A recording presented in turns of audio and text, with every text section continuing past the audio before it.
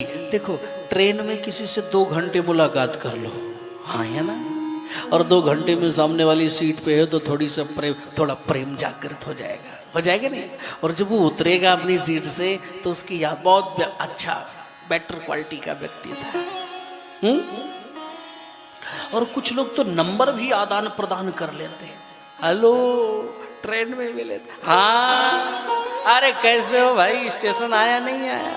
अरे आया महाराज, बस उतरने वाले हैं, आप चले गए, बड़ी याद आ रही थी इसलिए हमने फोन कर लिया। तो ये है आत्मीयता, प्रेम।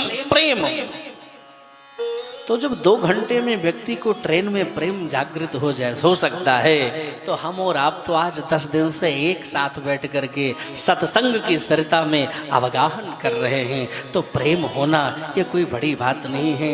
ये भगवान के सत्संग के सरिता में हम लोग आनंद उठा रहे हैं, निमग्न हो रहे हैं, इसलिए आपसे भी हमारी आत्मीयता है। तो जो अच्छी बात होगी वही मैं आपके लिए आग्रह करूँगा, निवेदन करूँगा, प्रार्थना करूँगा। इसे अपनाइए, यही आपके जीवन के हर प्रकार के मार्ग को प्रशस्त करने में सामर्थ्यवान हो सकता है।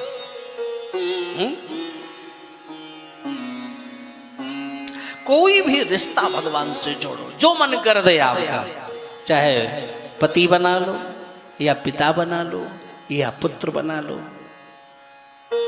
या माता बना लो, भाई बना लो, भगवान तो हर रिश्ता स्वीकार करने के लिए तैयार है। आप केवल एक कदम आगे तो बढ़ो भगवान से मिलने के लिए। एक संत कहते थे कि जो तू आवे एक पग, कितना?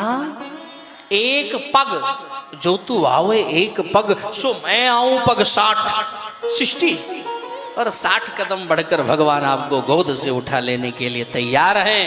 हे मंगरूल पीर की माताएं, बहनें, भैया, बाबू, केवल एक कदम उनसे मिलने के लिए तो आगे बढ़ाइए। वो तो जो उनका हो गया, अनन्यता से जो मेरे प्यारे का चिंतन कर लिया, फिर तो सारी चीजों को इग्नोर करके पहले अपने भक्त के पास भगवान पहुंचते हैं।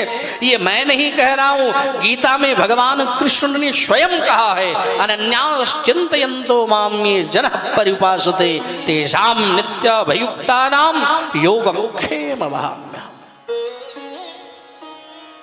इसलिए मेरी मां, कोई ना कोई रिश्ता जरूर जोड़ लो, सबसे प्रार्थना करता हूं, जो समझ में आए वही बना लो। अगर कुछ नहीं समझ में आ रहा तो मित्र बना लो, कि कन्हैया हमारा मित्र है। अच्छा देखो, मित्र की बात हुई तो वो कथा हमें याद आ गई। कौन सी? कृष्णस्य सेद सखा कश्चिद् ब्राह्मणो ब्रह्मवित्तमा विरक्त इंद्रियार्थेषु प्रसन्नात्मा जितेन्द्रिय। भगवान कृष्ण के एक बचपन के सखा थे। क्या थे? बचपन के सखा, ब्राह्मण थे। क्या थे वो? ब्राह्मण थे। और ऐसे वैसे ब्राह्मण नहीं थे। सुखदेव जी कहते हैं ब्राह्मणों ब्रह्मवित्तमा, उत्तम कोटि के ब्राह्मण थे। ऐसे नाम के ब्राह्मण नहीं थे वो, उत्तम कोटि के ब्राह्मण थे। ब्राह्मणों ब्रह्मवित्तमा कृष्ण स्यासी सखा। और इतनी ही प्रशंसा से सुखदेव जी महाराज रुके नहीं, आगे भी बोल पड़े। और ब्राह्मण थे, ब्राह्मणों में उत्तम कोटि के ब्राह्मण, और साथ ही साथ विरक्त थे।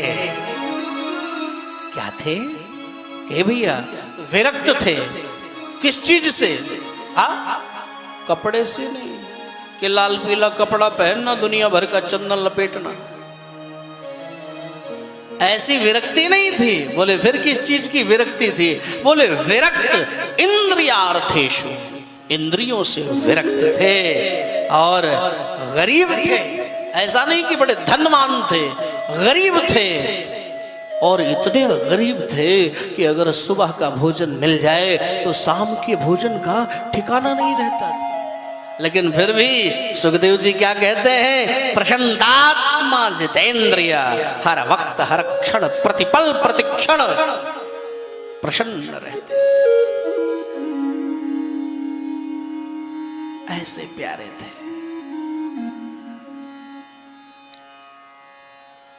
हर प्रकार से संतुष्ट रहते थे। भोजन मिल गया तो भी अच्छी बात है, और नहीं मिला तो भी अच्छी बात है। और हमारी और आपकी तरह ऐसा थोड़ी नहीं कि 8 दिन का सब्जी फ्रिज में एक ही दिन लाके रख लेंगे कि कल मार्केट बंद हो जाएगा। सुबह का भोजन मिला तो शाम का ठिकाना नहीं है। लेकिन परस्पर भगवान की सेवा में संलग्न रहते थे। हर वक्त हर क्षण सुंदर माला का जाप करते रहते थे और भगवान की सेवा निरंतर एवं सतत करते रहते थे।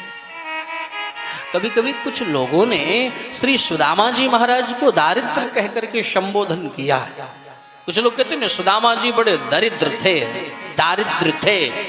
लेकिन एक बात बोलूं, दारिद्रता में और गरीबी में बड़ा अंतर प्रत्यंतर होता है। दारिद्रता एक अलग है, गरीबी एक अलग है महाराज। ये दोनों बातों को एक में कैसे आप डाल रहे हो? दारिद्र किसे कहते हैं मालूम है? दारिद्र किसे बोलते हैं मालूम क्या? दरिद्रो या संतुष्टो। ए भैया नीलेश जी, जो असंतुष्ट है वही दारिद्र कहा गया।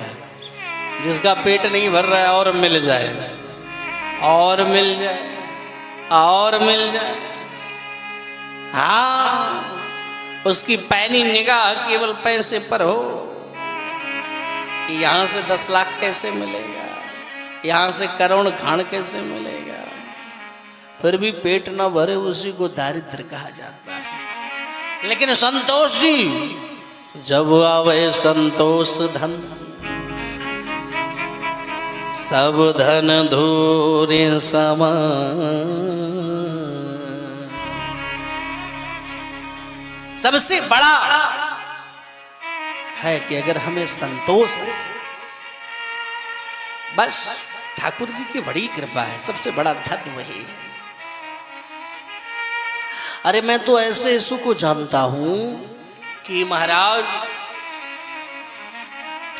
कैसे कैसे लोग रहते हैं इस दुनिया में। इतने दारिद्र लोग रहते हैं कि भगवान का दिया सब कुछ उनके घर में है, किसी चीज की कमी नहीं।